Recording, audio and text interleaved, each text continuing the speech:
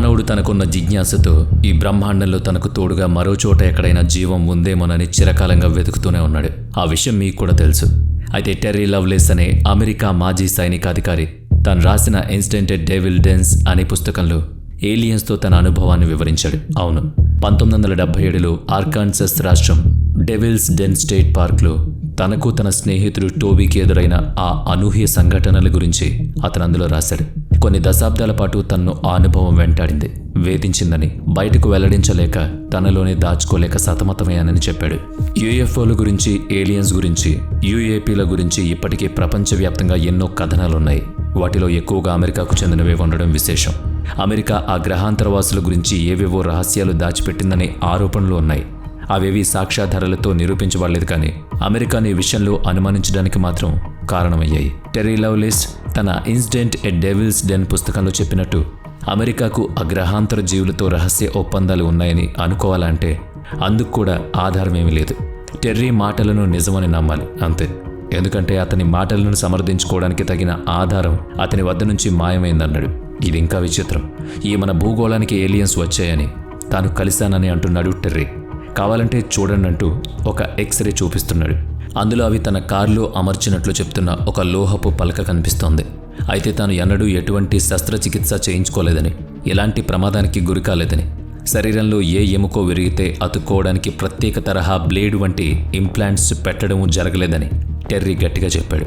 మరి ఎక్స్రేలో కనిపించిందేంటి అంటే బహుశా ఆనాడు 1977లో తాము కలిసిన ఏలియన్సే పెట్టుంటారన్నాడు. మరి ఇది నమ్మశక్యమేనా? మీరు ఆలోచించండి. గుర్తు తెలియని ఎగిరే పళ్ళాలు యూఎఫ్ఓల గురించి విన్నాం, కానీ టెర్రీ ఏమో తాను ఆ యూఎఫ్ఓలో వచ్చిన ఏలియన్స్ని కూడా కలిశానంటున్నాడు. ఆ తర్వాత కూడా ప్రతిరోజు రాత్రి కలలో ఒక ఏలియన్తో సంభాషిస్తూ ఉంటున్నానన్నాడు. ఈ విషయంలో మాత్రం టెర్రీ లవ్లేస్ చాలా ఫేమస్ అయిపోయాడు. అతని వాదనల ప్రకారం ప్రభుత్వం గ్రహాంతరవాసుల విషయమై ప్రజల నుంచి ఏవో దాస్తుందని అనుకోవాల్సి ఉంది. అవును, మరి అమెరికా ప్రభుత్వానికి నేరుగా ఏలియన్స్తో సంబంధాలున్నాయని ఆరోపిస్తున్నాడంటే మరి టెర్రీని సామాన్యుడిగా తలవగలమా చెప్పండి? అతని ధైర్యం ఏంటి? అతని వద్ద ఉన్న ఆధారం ఏంటి? తెలుసుకోవాలనిపిస్తుంది కదా. ఎప్పుడో 1977లో సదరు సంఘటన జరిగితే ఇప్పటిదాకా అతను నిమ్మళంగా ఉన్నాడేంటని మనం కూడా ఆలోచించాలి. అమెరికా సైన్యంలో పనిచేసి ఆ తర్వాత లాయర్ వృత్తిని చేపట్టి చాలా కాలం ఆ వృత్తిలో ఉన్న టెర్రీ ఇప్పుడు ఈ పుస్తకం రాశాడు. బాగా ప్రచారం పొందాడు. ఇది ఎలా జరిగిందంటే టెర్రీకి 70 ఏళ్ల వయసులో విపరీతమైన మోకాలు నొప్పి వస్తే హాస్పిటల్కి వెళ్ళాడు. తన సైనిక జీవితంలో ఎప్పుడూ గాయాల బారిన పడని అతను ఈ వయసులో ఈ నొప్పి ఎలా వచ్చిందోనని అతనికి ఆశ్చర్యం కలిగింది. సహజంగా సైనిక క్రమశిక్షణ ఆ తర్వాత కూడా పాటిస్తూ వచ్చాడు కనుక తనలో అనారోగ్య సూచనలు ఏవీ లేవు. అయితే 70 ఏళ్ల వయసులో ఇటువంటివి సాధారణమే అనుకుందామంటే వైద్యులు తీసిన ఎక్స్రేలో అతని కాలిలో 2 లోహపు వస్తువులు కనిపించాయి. ఒకటి వైర్లతో కూడిన చతురస్రాకారంలో ఉంది, మరొకటి గులాబీ రేఖ ఆకారంలో ఉంది. 2 వేరువేరు మెటల్ ఆబ్జెక్ట్స్. ఆ 2 సౌష్టవంగా ఉన్నాయి. అవేమిటని డాక్టర్లు అడిగితే అసలు అవేంటో తెలియవు. తనకెప్పుడు ఏ ఆపరేషన్, ఇంప్లాంటేషన్ జరగలేదని చెప్పాడు టెర్రీ. నిజంగానే అతని కాలి చర్మం మీద కోత కోసిన గుర్తులు లేవు. పోనీ ఇప్పుడు వాటిని తొలగించమన్నాడు. అయితే అవి ఎన్నో సంవత్సరాల నుంచి శరీరంలో ఉండిపోవడంతో లోపల అవయవాలకు, కండరాలకు అతుక్కుపోయాయని, తొలగించడం వల్ల అతనికే ఇబ్బందని వైద్యులు చెప్పేశారు.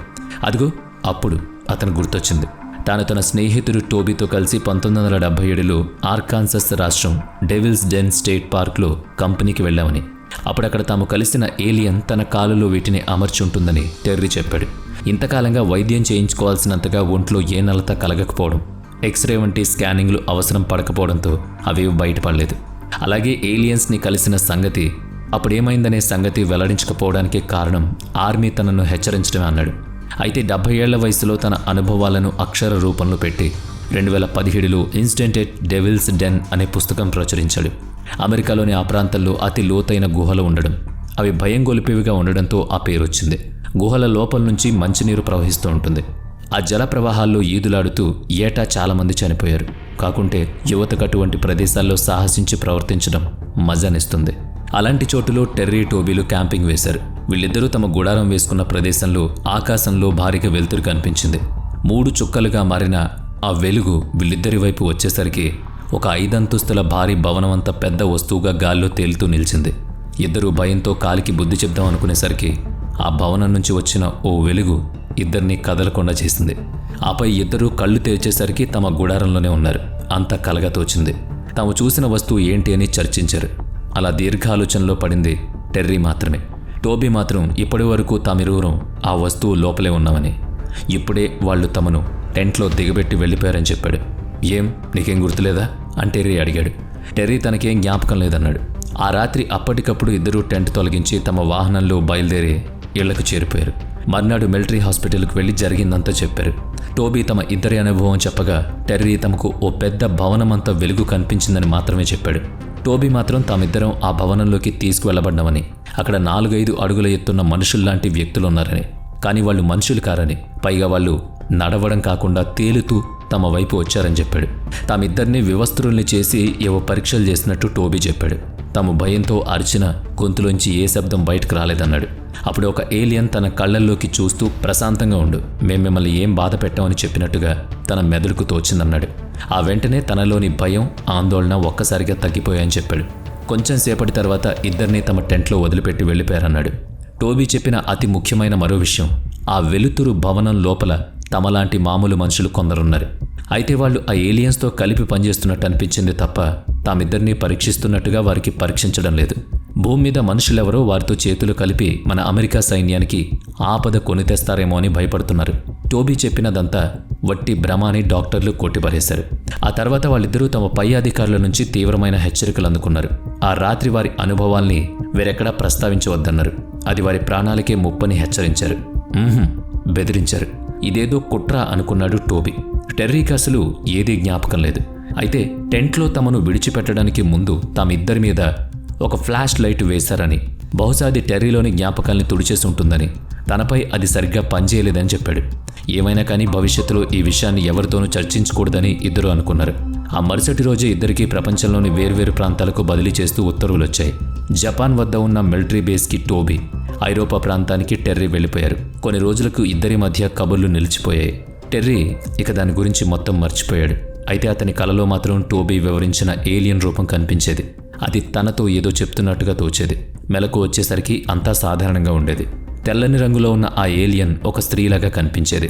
టెర్రీకి ఏమైనా జ్ఞాపకం ఉందా అని అడిగితే ప్రతి రాత్రి ఈ స్వప్నానుభవంతో టెర్రీలో కూడా అనుమానం మొదలైంది. టోబీ చెప్పింది నిజమే అనిపించింది. అయితే 70 ఏళ్ల వయసులో తన కాలిలో కనిపించిన చిప్ వంటి లోహపు వస్తువులే తనను ఏలియన్తో అనుసంధానం చేస్తూ ఉన్నాయని ఇప్పుడు భావించాడు. ఆ వివరాలే అతను తన పుస్తకంలో రాశాడు. ఈ వయసులో తాను ఎవరికీ భయపడాల్సిందే లేదన్నాడు. పైగా సైన్యంలోంచి వచ్చేశాక లా చదివాడు. లాయర్గా చాలా కాలం పనిచేశాడు. ఇక ఈ వయసులో ఎవరికి భయపడాలి మీరే చెప్పండి. టోబీ గురించి వివరించగా జపాన్కి బదిలీ అయిన కొన్నాళ్లకే ఒక ప్రమాదంలో అతను మరణించినట్లు తేలింది.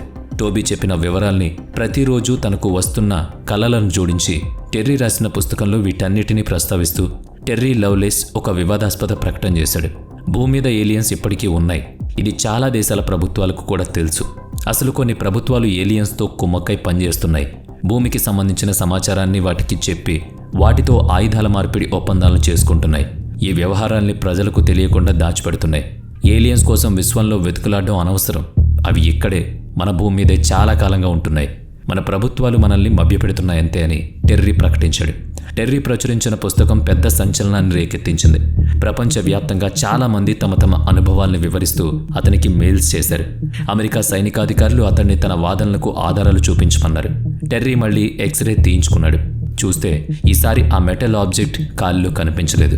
అతను తన పాత ఎక్స్రే చూపించాడు. పుస్తకం రాయడానికి మునుపు ఉన్న ఆ వస్తువులు పుస్తకం విడుదల తర్వాత లేవు.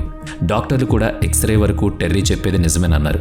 అవి రెండూ అతని శరీరంలో ఎన్నో సంవత్సరాలుగా ఉండిపోవడం వల్లనే ఇప్పుడు వాటిని తీయడం అతనికి ముప్పు కనుక తాము వాటిని తొలగించలేదని. అయితే ఇప్పుడు అవి కనిపించకపోవడం తమకు చిత్రంగానే ఉందన్నారు. టెర్రీ తనకు నిజంగా ఏం జరిగిందో అవి ఎలా మాయమయ్యాయో తెలియదన్నాడు. టెర్రీ రాసిన కట్టుకథల పుస్తకం అమ్మకాల కోసం అతనానాడు నాటకమాడాడని విమర్శించారు. ఇలాంటి అతీంద్రియ విషయాలు ఏవీ నిరూపణ కాలేదని అనేవారు ఉన్నట్టే వాటిని సమర్థించేవాళ్లు తమ తమ స్వానుభావాల్ని చెప్తున్న వాళ్ళు ఉన్నారు. నిజం పెరుమాళ్ళకెరుక అని సరిపెట్టుకోవడం ఒక తీరు, శాస్త్రీయంగా పరిశీలించి విశ్లేషించడం మరో తీరు. విజ్ఞాన శాస్త్రం జ్ఞానాన్ని అందిస్తుంటే ఖచ్చితంగా స్వీకరించాలి, అధ్యయనం చెయ్యాలి. ఒకరి నమ్మకం రుజువు కాకపోవచ్చు. అలా చెప్పలేని అడ్డంకులేంటో కూడా పరిశీలించి సత్యాసత్యాలను వెల్లడించే రోజు వస్తుందని ఆశిద్దాం. వీడియో నచ్చితే లైక్ చేయండి, షేర్ చేయండి. ఇప్పటి వరకు మన ఛానల్ని సబ్స్క్రైబ్ చేయనట్లయితే ఇప్పుడే సబ్స్క్రైబ్ చేసుకుని పక్కనే ఉన్న బెల్ ఐకాన్పై క్లిక్ చేయండి. నెక్స్ట్ వీడియోలో మళ్ళీ కలుద్దాం. Thanks for watching.